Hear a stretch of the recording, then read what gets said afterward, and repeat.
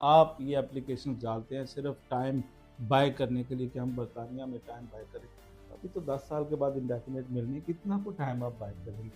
I don't know, यही तो सारी मसला ही इस बात का है कि लोग समझते हैं कि और असाइलम उन्होंने चल गया। क्लियरली कहा है कि 10 साल आपने लीगल इस कंट्री के अंदर रहना है। तो ये जो एप्लीकेशन डालते हैं, क्या ये लीगल काउंट होता है, ये टाइम जो हम बाय करते हैं इसमें? वो डिपेंड करता है कि अगर उन्होंने जब असाइलम किया और वो उस टाइम लीगल थे और वो असाइलम ग्रांट होगी तो चले वो हम लीगल एक होगा। केस स्टडी डिस्कस करते हैं, क्योंकि इनको समझाने के हम्म। लिए ये इतने क्वेश्चन अभी मुझे भेजते हाँ। हैं। कहते हैं बिलाल साहब से जब आप मिले तो ये ज़रूर पूछ लिया ओके। आपने।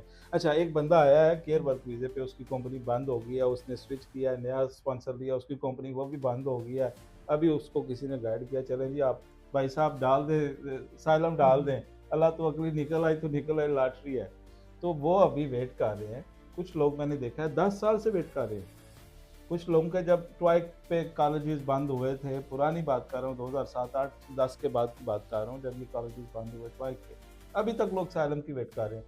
तो क्या उनका ये पीरियड जो है यूज होगा?